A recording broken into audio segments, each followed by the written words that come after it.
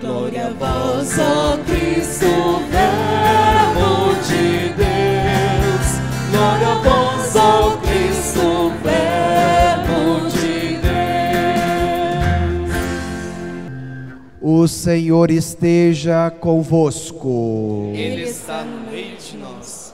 Proclamação do Evangelho de Jesus Cristo segundo João. Glória a vós, Senhor. Naquele tempo, havia alguns gregos entre os que tinham subido a Jerusalém para adorar durante a festa.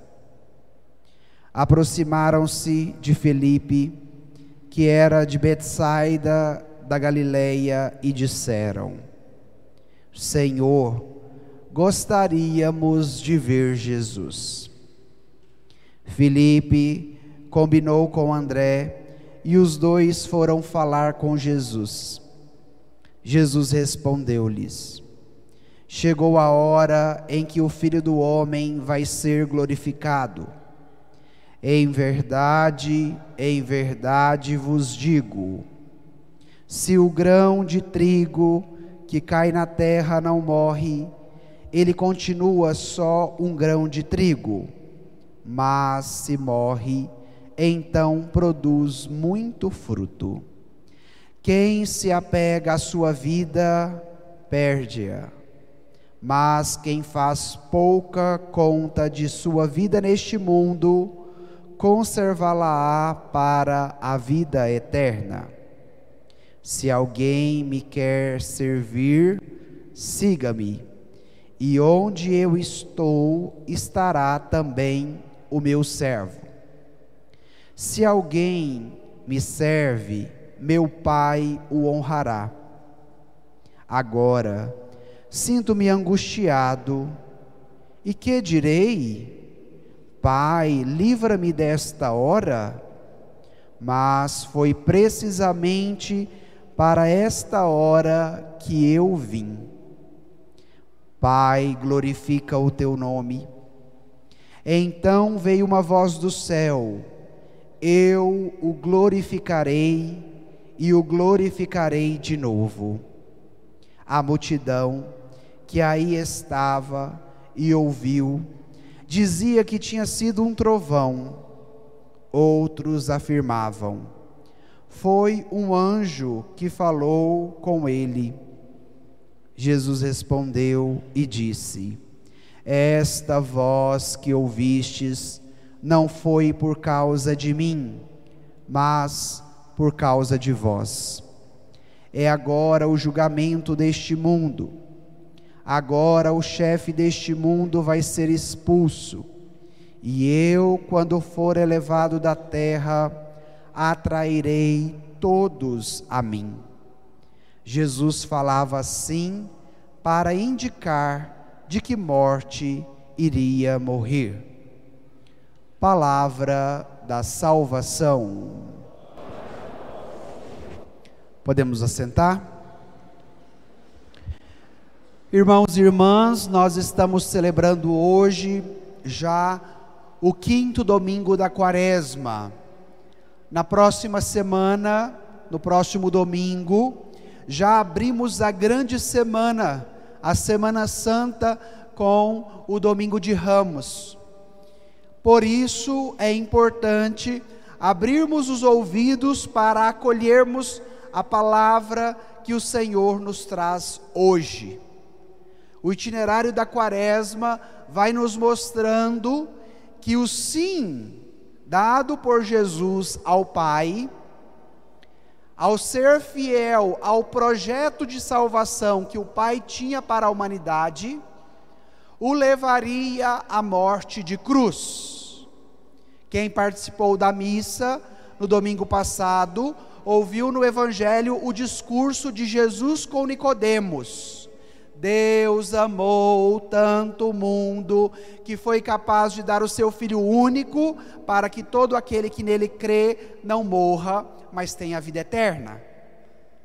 Vimos a comparação da serpente que era levantada no deserto e que já prefigurava a cruz de Cristo.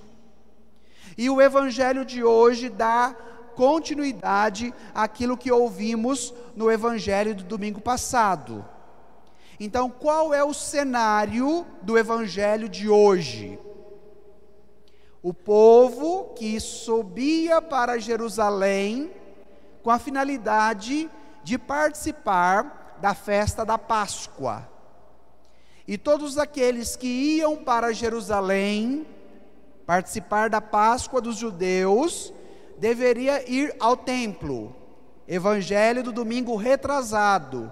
Jesus viu que o templo estava virando uma casa de comércio, pegou o chicote e ficou bravo, dizendo: a casa do meu pai não é a casa de comércio, porque o templo em si era o lugar por excelência que revelava a Deus, portanto, deveria ser tratado com respeito.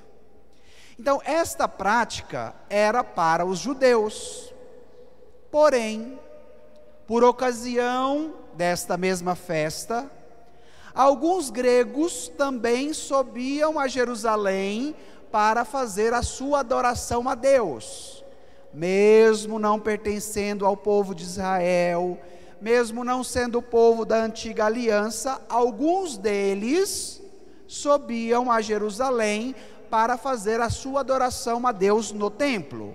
Foi por isso que o Evangelho disse: havia alguns gregos entre os que tinham subido a Jerusalém para adorar durante a festa.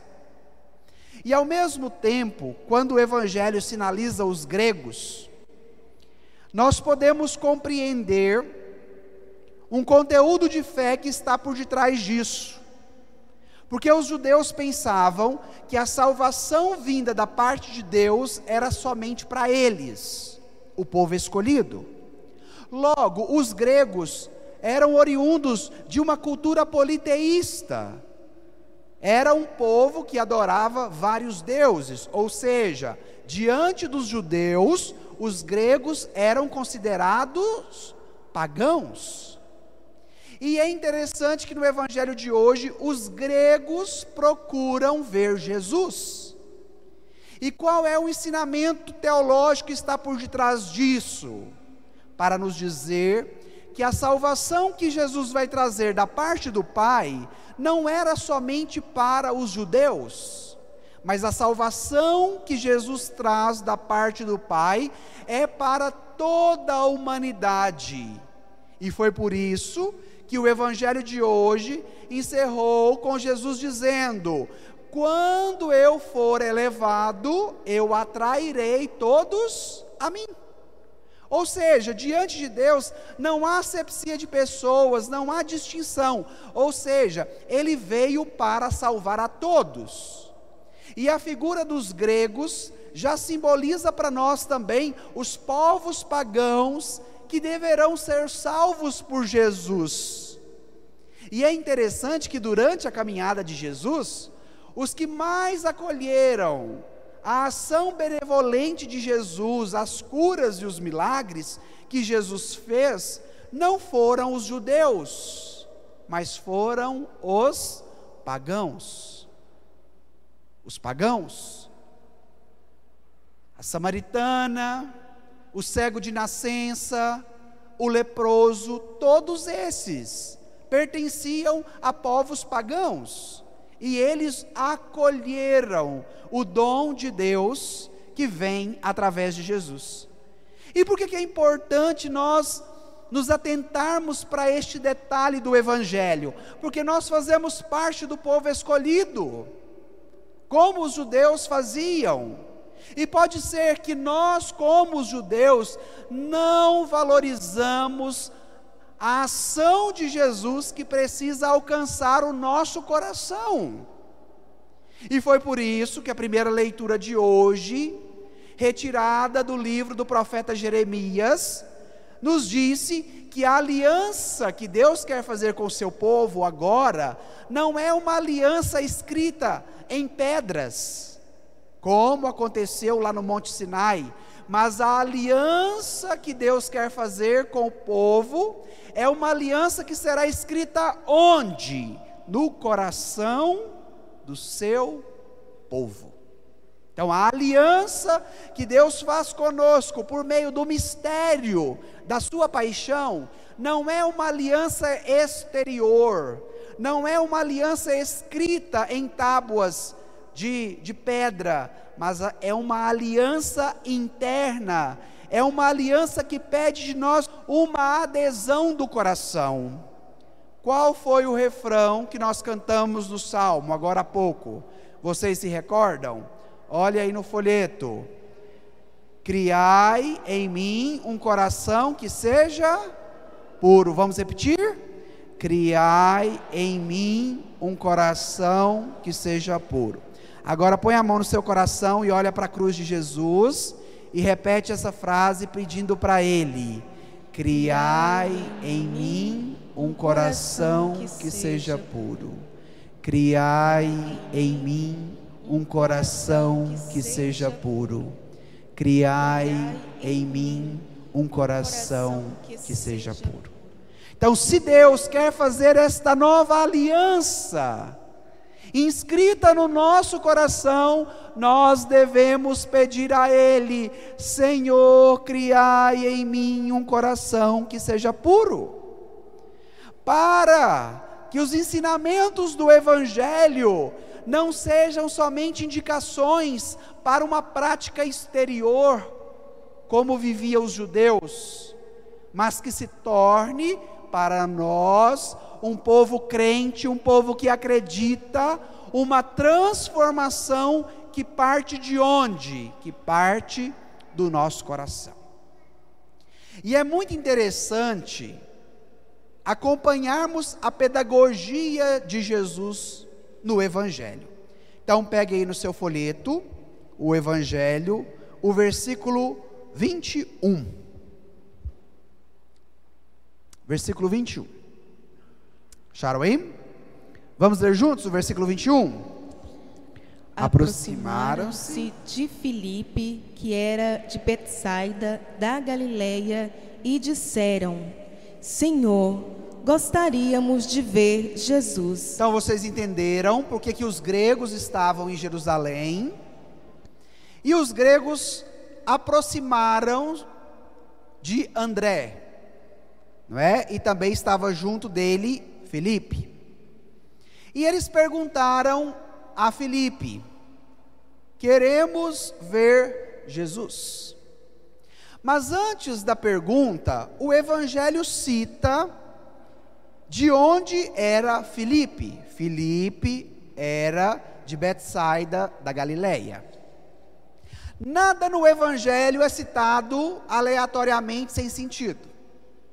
Então, a palavra Betsaida, do hebraico, significa o lugar da pesca. Há mais ou menos 2 meses atrás, nós ouvimos no Evangelho de domingo que os discípulos estavam às margens do mar da Galileia e Jesus os chamou dizendo: a partir de agora vocês serão pescadores de homens. Então a missão que os discípulos receberam de Jesus, serem pescadores, pescarem as almas para Jesus. E qual era o lugar que Filipe pertencia? Betsaida, o lugar da pesca. Se os gregos eram povos pagãos e se aproximam de Filipe, qual era a missão de Filipe? Pescar aqueles homens para quem? Para Jesus. E os gregos, que são doutores na filosofia, toda a filosofia clássica inicia na Grécia, e hoje o grande arcabouço que nós podemos conhecer da área filosófica, nós devemos a quem? Aos gregos. Porque os gregos tinham este raciocínio: nós podemos conhecer a verdade e responder às perguntas mais profundas do nosso coração, através do quê? Através do conhecimento racional.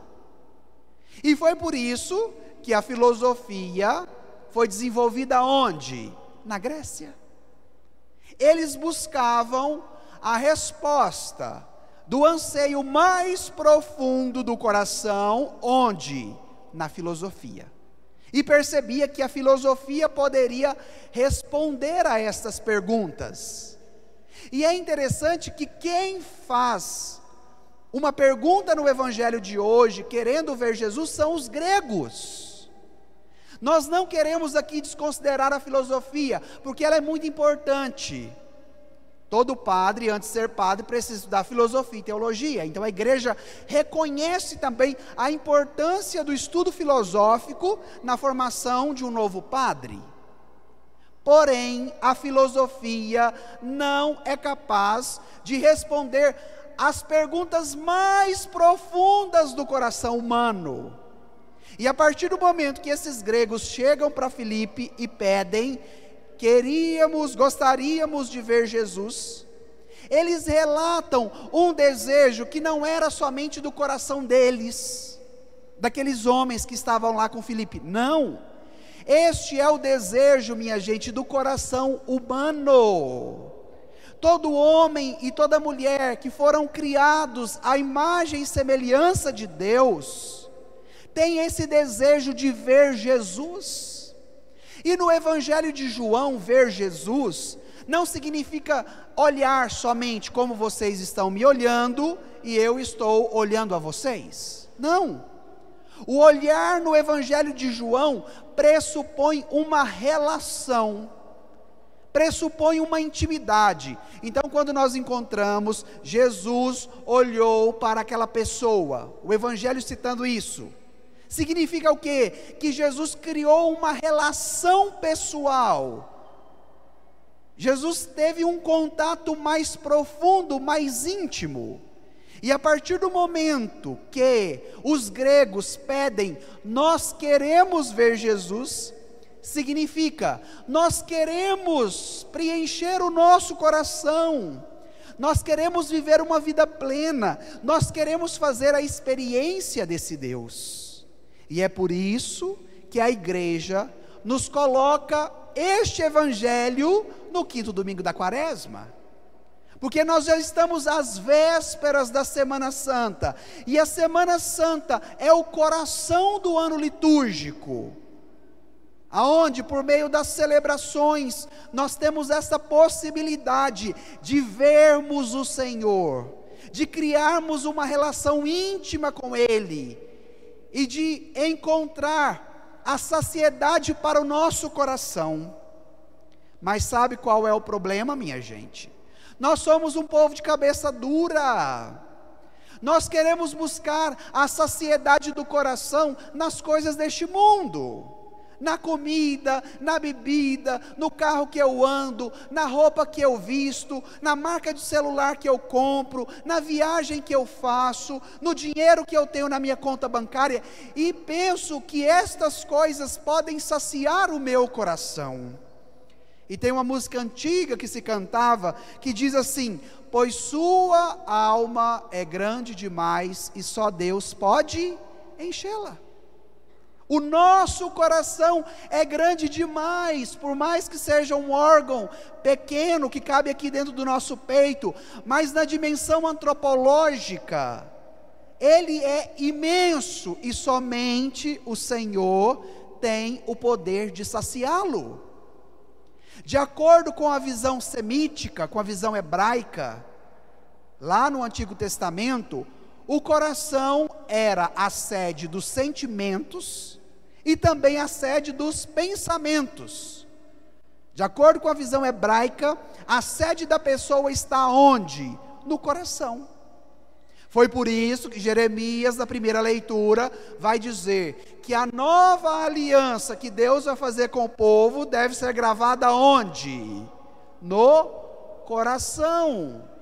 De acordo com a visão hebraica, o centro da pessoa, o coração. E depois o próprio Salmo nos indicou: criai em mim um coração que seja puro. Olha como as leituras estão interligadas, olha como o conteúdo de fé perpassa todo o itinerário que a liturgia da palavra está nos ensinando.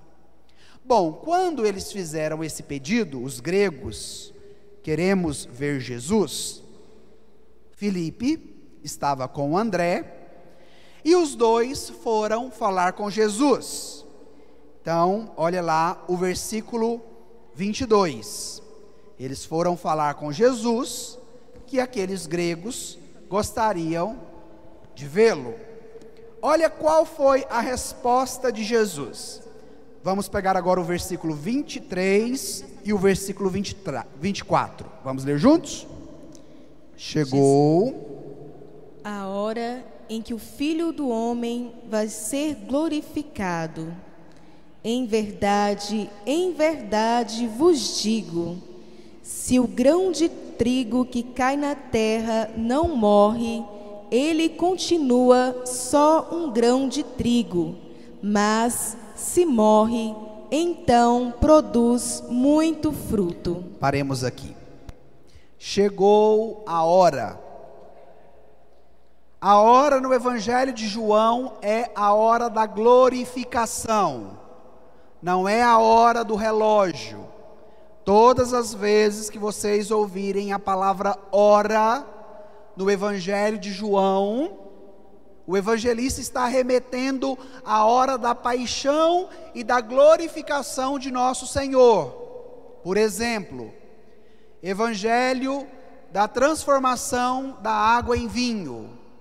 Quando Maria vai falar com Jesus que faltava vinho, qual é a resposta de Jesus? Mulher, a minha hora ainda não chegou. Que hora que Jesus estava falando? A hora da sua glorificação. O Evangelho de hoje nos disse, chegou a hora. Ou seja, nós estamos caminhando para a Semana Santa. E na Semana Santa nós fazemos memória do quê? Da paixão, morte e ressurreição de Jesus. Por isso que o Evangelho nos aponta, chegou a hora em que o Filho do Homem vai ser glorificado. E como que o Filho do Homem já estava sendo glorificado? Através dos sinais que ele realizava. Cada cura, cada milagre que Jesus fazia, já era manifestação da glória de Deus. Porém, a glorificação plena do Filho do Homem se dará em qual momento? No momento da cruz e no momento da ressurreição. Então é importante nós abrirmos os ouvidos, porque estamos entrando no itinerário da paixão do Senhor. E aí Jesus é muito pedagógico. Ele utiliza de parábolas, de metáforas, para nos transmitir um conteúdo de fé. Por isso que o Evangelho disse, em verdade vos digo. Todas as vezes que o Evangelho cita essa frase, é porque Jesus vai citar um dogma de fé, um conteúdo de fé. E Jesus conta uma história. Se o grão de trigo que cai na terra não morre, ele continua só um grão de trigo. Mas se morre, então produz muito fruto. Quando Pedro, Tiago e João estavam lá no Monte da Transfiguração, ouvimos isso também, agora, recentemente, e Jesus falou que ele iria morrer. Qual foi a atitude de Pedro? Não devemos descer, vamos fazer 3 tendas, uma para ti, outra para Moisés e outra para Elias. E Jesus fica muito bravo com Pedro, porque ele não poderia fugir da sua missão. Mesmo que sendo fiel a esta missão, ele teria como consequência um preço muito alto, a morte de cruz. E este acontecimento no Monte Tabor, no dia da transfiguração, está intimamente ligado com esta parábola do grão de trigo. A semente em si, ela possui toda a potencialidade para ser uma grande árvore e para produzir muitos frutos. Porém, Se a semente não faz o caminho da morte, como que a semente morre? A partir do momento que ela é jogada na terra, ela brota e ela vai criando raízes. Se depois de um ano você começa a cavar a terra onde foi plantada aquela semente, você vai encontrar a semente novamente? Não, porque a semente foi transformada em raízes. Essas raízes produziram o caule, e esta árvore cresceu e produziu muitos frutos. Então, para que a árvore existisse, e para que os frutos também existissem, o que era necessário da parte da semente? Morrer. E Jesus utiliza essa metáfora para nos dizer, para que nós, a humanidade perdida pelo pecado, tivéssemos uma nova vida, o que era necessário? Que a semente simbolizada no Cristo passasse pela morte, e morte de cruz. Então, o exemplo da semente nos fala de Jesus. Ele é a semente solitária, jogada na grande seara, no grande campo de Deus, que é o mundo. Mas este mundo não acolheu a semente. E a semente, ao não ser acolhida, ao ser maltratada, ao ser escarnecida, ela morre e produz muitos frutos. E se nós estamos aqui, porque somos consequências da benevolência, do amor e da bondade de Deus, que nos alcança, para que nós também sejamos sementes. Para que nós também sejamos sementes. Padre, mas de maneira concreta, no discipulado do cristianismo, na experiência que eu faço com a palavra, que vai me indicando o caminho, quais são os critérios para que eu siga Jesus? Quais são os critérios para que eu seja semente também como Jesus, sinal da salvação dele, no meio do campo que eu vivo? E o campo que você vive é a sua casa, é o seu trabalho, é o seu bairro, não é? As pessoas com quem você convive. Então, neste ambiente, você precisa ser semente como Cristo foi semente. E agora a segunda parte do Evangelho nos dará os critérios para aqueles que querem seguir a Jesus e fazer com Ele a experiência da glorificação. Então vamos lá agora para o versículo 25 e o versículo 26. Estes dois versículos são muito importantes, então vocês vão prestar bastante atenção no que eles vão nos ensinar agora no Evangelho. Vamos ler bem forte o versículo 25 e o versículo 26. Quem se apega à sua vida, perde-a, mas quem faz pouca conta de sua vida neste mundo, conservá-la-á para a vida eterna.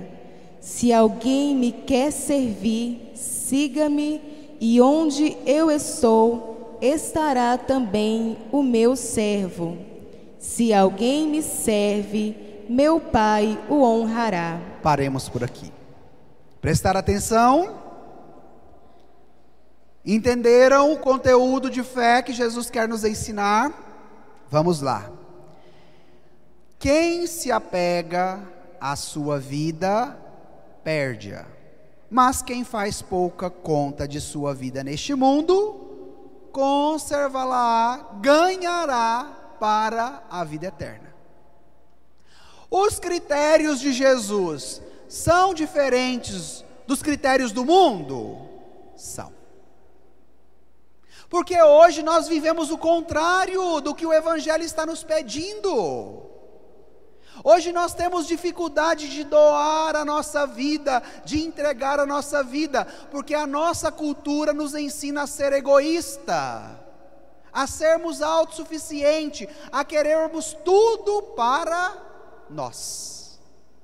E o Evangelho nos pede um outro caminho. É necessário perder para ganhar, porque aquele que acumula, aquele que é apegado, irá perder. O movimento que o Evangelho nos pede é um movimento que nos motiva a nadar contra a correnteza, a testemunharmos um novo modelo de vida, um novo jeito de ser. E por que hoje tem crescido tanto o número de pessoas que não são satisfeitas, que não são felizes, que não são realizadas, que já não tem mais aquela alegria dentro do coração? Porque quem é apegado à sua vida e quer tudo para si, não contemplará a alegria plena, a vida plena, a vida eterna. Padre, mas o que eu preciso fazer? Desapega. Quem entrega a sua vida, quem desapega da sua vida, vai ganhá-la para a vida eterna. Padre, me dê então um exemplo. Aqui, minha gente, a cruz de nosso Senhor. A partir do momento que Ele não reservou nada para si, que Ele se doou plenamente, derramando até a sua última gota de sangue, Ele foi glorificado. Ele se tornou vencedor, Ele ressuscitou ao terceiro dia e dominou todas as forças do mal. Ah, padre, mas para Jesus isso é fácil, porque Ele era Deus. Então, se você ainda é incrédulo, comece a ler a história da igreja dos primeiros séculos, que relatam os testemunhos dos mártires. Aqueles homens e aquelas mulheres que, por serem fiéis à sua fé, tiveram que pagar um alto preço, derramando o seu sangue como Jesus derramou, para não voltar atrás, mas permanecer fiel ao poder dessa palavra. Leiam a história de São Sebastião, leiam a história de São Lourenço, leiam a história de Santo Inês. Todos estes mártires dos primeiros séculos do cristianismo, que também derramaram seu sangue, e o sangue dos mártires se torna sementes de novos cristãos, porque o testemunho deles são tão impactantes, que quem conhece a história, quem lê, quem vê, fala: nossa, mas eu preciso mudar de vida. Então, minha gente, os critérios para o seguimento de Jesus: entregar a nossa vida inteiramente. Padre, de maneira concreta, como que eu posso fazer isso? Quem aqui é esposo ou esposa? Levante a mão, só para o padre saber se tem algum. Temos, olha, se brincar, quase a metade. Você que é esposo, você que é esposa, como que você vive o amor no seu casamento? Entregando, doando inteiramente a sua vida em prol do seu esposo, em prol da sua esposa. E é por isso que muitas vezes é difícil viver a fidelidade no matrimônio, não é? Aguentar o outro que tem um temperamento difícil, ou eu, quando quero fazer tudo do meu jeito e bato ali na tecla. Olha, viver o amor em família, no casamento, é exigente. Mas, minha gente, entregar a vida no alto da cruz também se torna exigente. Então é por isso que estes exemplos, não é, que a gente tira dos relacionamentos do casal, da vida dos mártires dos primeiros séculos, é para apontar para quem? Para o grande exemplo que nós temos, Jesus, que foi pregado na cruz. Então, se nós queremos seguir a Jesus, devemos entregar a nossa vida inteiramente a Ele. E as igrejas que estão crescendo cada vez mais, na nossa cidade, no nosso país, são aquelas que não pregam a cruz de Jesus, que não falam de entrega de vida, mas que falam somente de prosperidade financeira e econômica. E este não é o perfil de Jesus, porque o perfil de Jesus é um perfil que se dá numa doação de vida, Não é um Deus de negócios, não é um Deus de mercado, mas é o Deus da vida, o Deus que se doou plenamente para que nós tivéssemos uma vida plena. E a partir do momento que nós queremos esta vida plena, é necessário perder para ganhar. Quem perde a sua vida, conservá-la-á para a vida eterna, ganhará para a vida eterna. Diante deste contexto, Jesus entra também num outro ensinamento, que é a glorificação de Deus. Porque muitos pensam assim: eu seguir esse tal de Jesus, doar a minha vida a Ele, gastar o meu tempo fazendo bem e vivendo o amor, que recompensa eu terei? Alguns incrédulos vão dizer: eles falam que depois tem o céu, mas será que o céu existe mesmo? Porque de repente eu estou aqui sofrendo desse tanto, em busca desse tal de céu, e depois, se esse céu não existe, como que eu fico? Poderia estar na margaça, na gandaia, e não fui querendo ganhar o céu, e depois o céu não existe. Muitos possuem este pensamento. E Jesus, conhecendo o nosso coração, porque antes de querermos conhecer Jesus, Jesus já nos conhece. A pergunta dos gregos: queremos ver Jesus, queremos conhecer Jesus. E aí pegamos outro trecho da Escritura: antes que você fosse formado no ventre da sua mãe, eu já te amava, eu já te conhecia.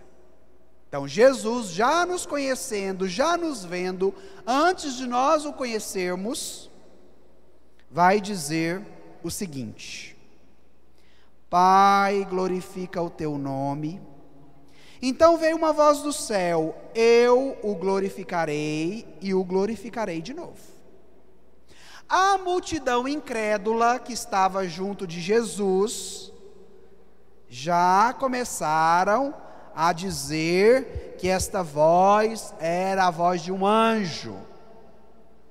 Outros, o Evangelho não relatou, mas outros poderiam dizer: esse homem aí age conforme Satanás, isso daí deve ser a voz de Satanás. Outros deveriam ter dito: que isso, eu não ouvi nada. Vocês ouviram alguma coisa?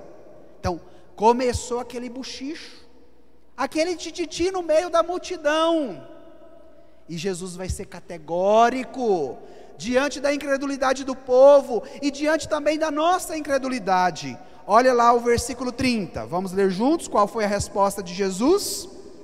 Olha lá o que Jesus respondeu: essa voz que ouvistes não foi por causa de mim, mas por causa de vós. Ou seja, a glorificação que o meu Pai vai me dar não é porque eu estou padecendo com o Pai, ou fiz alguma coisa errada com o Pai, e estou pagando pelo meu pecado, e receberei a recompensa depois de passar por esse caminho de cruz. Não foi isso que Jesus disse, porque na verdade Jesus não tinha pecado, e aquela voz que vem da parte de Deus, é para que nós creiamos no nome do Filho unigênito do Pai. Evangelho de domingo passado: Deus amou tanto o mundo que foi capaz de mandar o seu Filho único, para que todo aquele que nele crer não morra, mas tenha a vida eterna. Olha como Jesus nos ama, já chegando a hora da sua cruz, e Ele ainda na tentativa para que o povo abrisse o coração, Ele ainda pelejando para que o povo mudasse de vida, para que o povo acolhesse a salvação que Ele trouxe da parte do Pai. Porém, grande parte das pessoas ainda estavam com o coração fechado.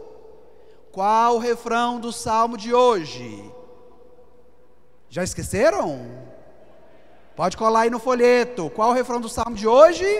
Criai em mim um coração que seja puro. Puro. A nova aliança que Jesus vai selar com o seu sangue derramado na cruz não será mais uma aliança exterior, mas será uma aliança interior. E aqui nós podemos fazer um paralelo entre Jesus e Moisés. Jesus sobe o Gólgota, o Monte Calvário. Moisés sobe o Monte Sinai. Deus dá os mandamentos para Moisés, escrito onde? Nas tábuas de pedra. Com Jesus, o novo mandamento se dá na vivência do amor, daquele que é capaz de entregar a sua vida, porque tem os mandamentos de Deus prescrito onde? Dentro do seu coração. E qual é a consequência, Padre, para aqueles que estão dispostos a viver o que Jesus nos pede? Agora, nós vamos lá para o versículo 31 e o versículo 32. 31, 32 e 33, finalzinho do Evangelho. Acharam aí? Vamos ler juntos? É agora o julgamento deste mundo. Agora o chefe deste mundo vai ser expulso, e eu, quando for elevado da terra, atrairei todos a mim. Jesus falava assim para indicar de que morte iria morrer. Jesus nos pontua o julgamento, conteúdo também do Evangelho do domingo passado. O julgamento de Deus não é para a condenação, mas é para a salvação. Falei isso na homilia de domingo passado. Então, é agora o julgamento deste mundo. Jesus tem autoridade sobre o demônio. O demônio não é capaz de vencer Jesus. Agora o chefe deste mundo vai ser expulso, será jogado para baixo, será lançado daqui, porque eu, quando for elevado da terra, que elevação é essa? Em primeiro lugar, a elevação da cruz. Como a serpente foi levantada no deserto, assim também deverá ser levantado o Filho do Homem. Então o corpo de Jesus foi levantado numa cruz, a primeira elevação. E a segunda elevação, a glorificação que o Pai dará ao Filho, elevando, ressuscitando a Ele e devolvendo o lugar que era dele, à direita do Pai. Essas são as duas elevações de Jesus, a elevação da cruz e a elevação da glória, que o Pai o recompensará, porque ele foi capaz de doar a sua vida plenamente. Por que o Evangelho está nos ensinando isso? Porque todo aquele que é capaz de perder a sua vida, por causa de mim e do Evangelho, vai dizer Jesus, receberá a recompensa. E qual será a recompensa da parte de Deus? A mesma glorificação que Ele deu ao seu Filho. Então, se você quer a glorificação de Deus, faça o caminho de Jesus. Padre, mas eu não quero passar pela cruz, eu quero só a glória. Se eu fizesse uma enquete aqui, quem quer ressuscitar com Cristo? Eu acredito que a grande maioria levantaria a mão. Mas se eu perguntasse, quem quer morrer crucificado com Cristo? Deixa eu esconder minha mão aqui. Não é assim? Queremos a glória, mas não queremos a cruz. Sem cruz não se chega à glória. Então comece a louvar a Jesus pelas cruzes que você tem dentro da sua casa. De repente sua cruz é seu marido, de repente a sua cruz é seu filho, de repente a sua cruz é sua esposa, é um colega de trabalho. Mas se você faz desta cruz uma cruz de salvação, como a cruz de Jesus, e é fiel à vontade dEle, vivendo a entrega de vida, vivendo o amor, com certeza você receberá a recompensa da parte de Deus. E a recompensa da parte de Deus é carro zero? A recompensa da parte de Deus é ser empresário? A recompensa da parte de Deus é ser milionário? Não, minha gente. A recompensa da parte de Deus é a glória que Ele nos dá através da glória do seu Filho Jesus Cristo. A vida plena, a vida nova, a vida que somente Ele pode nos oferecer. Então, permitamos ao Senhor entrar no nosso coração. Criai em mim, Senhor, um coração que seja puro, para que de fato a experiência do Evangelho de hoje também se torne a experiência da nossa vida. Vocês querem receber como recompensa da parte de Deus a glória, de acordo com o Evangelho?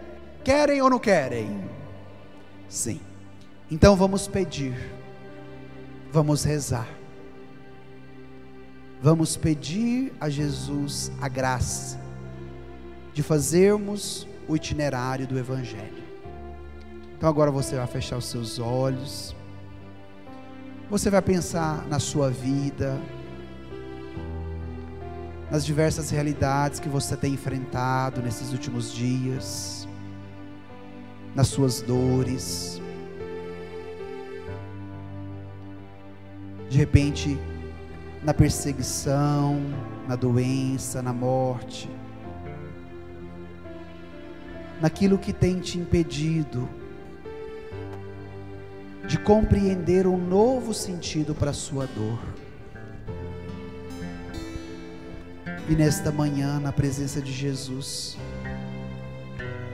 como aqueles gregos pediram para ver Jesus, peça, fala: Senhor, eu também quero te ver. Senhor, eu também quero te conhecer. Diante da minha incredulidade, Jesus, do meu egoísmo, da minha autossuficiência, eu não consigo ver além da ponta do meu nariz. Mas agora, Jesus, orientado pela tua palavra, eu estou compreendendo que a glória que eu devo alcançar não é a glória deste mundo, mas é a glória de Deus. É a tua glória, Senhor. Como tu prometestes em fazer a nova aliança gravada no coração, grava agora, Jesus, essa aliança no meu coração. Põe a sua mão no seu coração e fala: Jesus, grava agora a tua aliança no meu coração. Grava agora, Jesus, essas tuas palavras dentro do meu coração. Criai em mim, Jesus, um coração novo, um coração que seja puro, um coração que se entregue, um coração que busque a glória de Deus e não a glória do mundo. Vem, Senhor Jesus, nos alcançar pelo poder desta palavra. Vem nos transformar por inteiro, porque sabemos que Tu és um Deus santo, que Tu és um Deus forte, que Tu és um Deus imortal. Conheço um coração tão manso, humilde e sereno, que louva ao Pai por revelar Teu nome aos pequenos, que tem o dom de amar, que sabe perdoar, que deu a vida para nos salvar. Cantemos: Jesus, manda o Teu Espírito. Jesus, manda Teu Espírito Para transformar meu coração. para transformar meu coração. Para Jesus pode ser melhor. Jesus. Jesus, manda teu Espírito para transformar meu coração. Às vezes no meu peito bate um coração de pedra, magoado, frio, sem vida. Aqui dentro ele aperta, não quer saber de amar, nem sabe perdoar.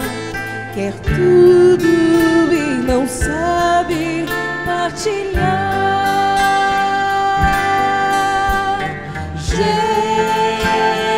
Jesus, manda teu Espírito para transformar meu coração.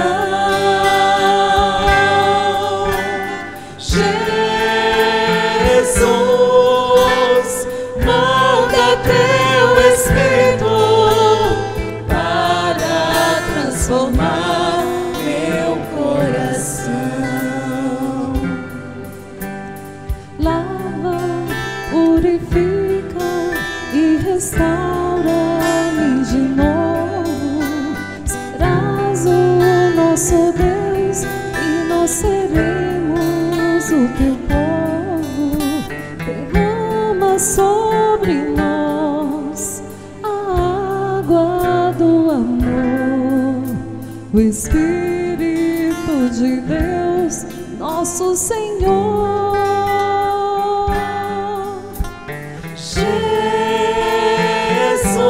Jesus, manda teu Espírito para transformar meu coração.